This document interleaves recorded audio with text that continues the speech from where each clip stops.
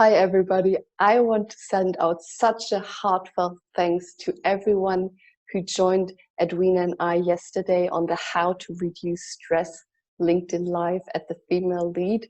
Your questions, your comments, your engagement really made this an extraordinary event for, I would say, all of us. And practicing what I preach, I took the last 24 hours off after the event just to celebrate, to relax, to wind down. And now I'm back sending you my big thanks in the form of a video with the top 3 things from the talk that I think will be most valuable to expand on for you to handle stress in your daily life. So the first thing I want to talk about is more about the fixed and the growth mindset. Let's start with why that is important. And I'm quoting from the book, The Laws of Lifetime Growth. Our mindset is often the difference between struggling and thriving.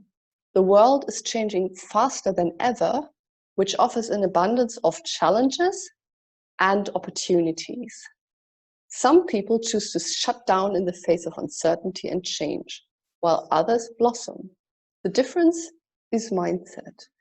And especially if we think about the current time, a lot of our stress is about uncertainty and change. So I really want you to benefit from having the mindset that helps you to be one of those people who thrive. The fixed mindset goes from the perspective of being a natural. So either you have it or you don't. And what that means is thinking things like, oh, I'm not good at math, or I'm not a languages person, or I've always been like that. And what that means actually for us is that we have this desire to look smart. We also avoid challenges because failure then would be proof of our insufficiency. And it's believing that talent is innate. That also makes effort as something that's really not desirable and leads us to give up easily if we don't get it the first time round. Also means ignoring useful negative feedback, and other successes are viewed more as a threat. The growth mindset, on the other hand, means that thinking practice makes progress, and it's not about perfection. It's more, anything is like a muscle, it's like a trainable skill.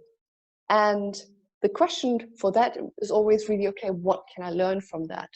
That will mean taking up challenges. Failure is seen as this, okay, I need this on the way to learn and grow. And it also means that effort is the path to mastery. And talent in anything is a trainable skill. It also means we persist more in the face of setbacks.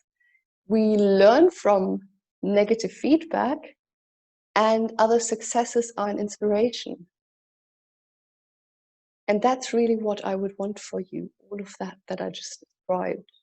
And there's also research that in different areas of our life, we have different mindsets. So the question is not if we have a fixed mindset, but where. And as someone with a previously very fixed mindset, I also want to assure you that it's absolutely trainable. This is a trainable skill. I'm actually training myself on a daily basis, and I will show you exactly how. So this is the second point, how to get to the growth mindset. The first thing that really helps is in the morning, and this is adapted from the book Mindset by Carol Dweck. In the morning, we remind ourselves of the difference between the fixed and the growth mindset. For example, there's a lot of great graphics out there. Personally, I'm a very visual learner, so I love watching a short video on that, 5 minutes. I will link it down here. Then thinking about, okay, what are my opportunities for learning and growth? So kind of anticipating the points where you know it may become difficult, and then forming a specific plan on what, how, and where you're going to embark on that plan. And I give you an example how that can help us in daily life. So I have this tendency to get very addicted to my screen. And what I started doing is that in the evenings, I switch off my phone. That wasn't enough. I still switch it back on, I go back on. And actually the female that did research that I think the social media consumption of people has increased by 47%. So I'm not alone in that. Like, let me know if you have a similar experience. So what I do is I switch my phone off, I put it in this little box, and then I actually go down 2 flights of stairs to my letterbox, and I lock the phone in there during the night. Because that way I can't touch it, and I'm too lazy to walk. After I've walked back up, I'm not going to go down again. So that's the beauty of having those specific plans. And then when kind of such a situation comes up, and sometimes, yeah, these plans fail, then you embark on a new plan. And that's what we can do. And also I think a very powerful thing about the changing to the growth mindset, I already talked about this with Edwina yesterday, creating this fixed mindset persona, giving her or him or them a name. And the beautiful, really light bulb moment I had yesterday talking to Edwina was really getting on this idea, okay, this is not only this fixed mindset person that I talk to, because for example, for me, Robin was someone very negative, and now she's actually someone pretty okay and really nice. So I was like, okay, let's make a challenge. How many of us can get our fixed mindset persona to go to the growth mindset? Because simply that's just a person who hasn't learned how to have the growth mindset yet. And that brings me to my last point of activating the growth mindset. If you think, okay, I can't do this, add yet. Because if you think about kids, when they will learn to walk, they fall over 1,000 times, and no kid ever just lies on the ground and goes like, I don't know how to do this, I'll just stop now. So that's actually the attitude you can adopt. And this brings me to my third and final point, really enjoying our lives. The purpose of our life is not to reduce stress. The purpose of our lives is to enjoy it. That's also why I took this time off intentionally. And that's really where I want to encourage you all to think about, okay, what can you do to have fun?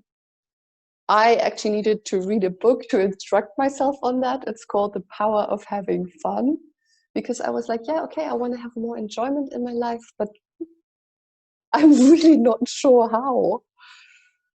And that's where the beauty of getting those ideas comes in. And it may be different things. For me these days, it's going for a walk, watching birds, having a bubble bath. But even if it's like watching a funny cat video every time after work, I think the only criterion needs to be, is it something that's not negatively impacting our health, our well-being, and our capabilities in the long run?